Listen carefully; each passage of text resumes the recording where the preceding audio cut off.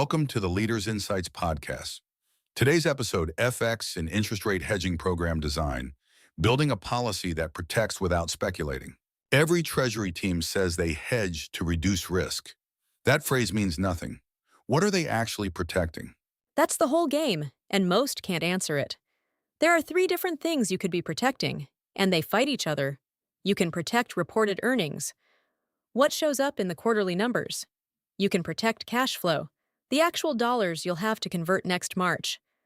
Or you can protect the balance sheet, the value of assets and liabilities held in foreign currency. Pick two, and you've already compromised the third. Give me a real case where confusing those blew up. Look at what happened to a lot of European exporters in 2015 when the Swiss National Bank dropped its currency floor. The franc jumped roughly 20% against the euro in minutes. Companies that had hedged their forecast cash flows survived fine. The ones treating hedging as an earnings smoothing exercise, layering on options they didn't understand, took losses on the hedges themselves. They protected the wrong thing. So the durable lesson is, define the objective before you touch an instrument.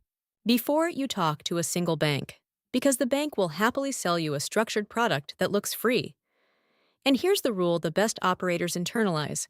A hedge is not supposed to make you money. If your treasury is generating profit on its FX book, you're not hedging.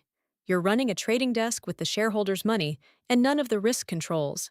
That sounds pious. Doesn't everyone drift towards speculation the second the market moves their way? Constantly, and that's why the policy exists, to stop the treasurer being a hero. A proper hedging policy is a set of handcuffs. It says, we hedge, say, 80% of exposures inside 12 months, 50% inside 24, tapering out. It defines instruments you're allowed to use, plain forwards, maybe simple options, and bans the exotic stuff. The point is that the person under pressure in a volatile week can't improvise. Forwards versus options. Everyone loves options because there's no downside, right? There's always a downside. It's called the premium. A forward locks a rate at zero upfront cost. You've given up the upside if the market moves for you. An option, the right but not the obligation to transact at a set rate, costs money today. And that premium is real cash out the door, whether or not you ever use it. Treasurers who buy options to feel safe often forget they're spending 1 to 3% of the notional to sleep at night. Now, do interest rates, because 2022 to 2024 wrecked a lot of people who thought cheap money was permanent. It did. And the lesson there is the same discipline in a different coat.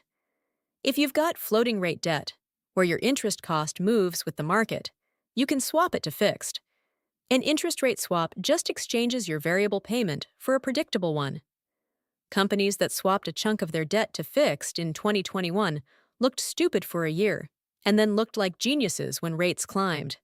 That's not luck. That's protecting the cash flow you can actually forecast.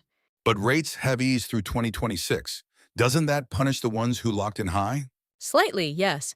And that's the trade-off nobody wants to hear. You will sometimes look wrong. A hedge that never occasionally costs you isn't a hedge. It's a bet that happened to pay. The measure of a good program isn't, did we beat the market? It's, were we never surprised? What do treasury teams most underestimate? Hedge accounting and the operational drag. To get the accounting treatment where the hedge and the exposure move together in your books, you have to document effectiveness, test it, prove it every period. Skip that and your P&L swings even though your economics are fine. Firms using platforms like Kyriba report they spend more time on documentation than on the actual hedging decision. Vendors own framing, so take it with salt, but it rings true. One thing a CFO should do Monday morning. Write one sentence. We hedge to protect X. If your policy doesn't start there, everything downstream is guesswork dressed as prudence. That's it. The CFO decision tools are live at mba-training.com.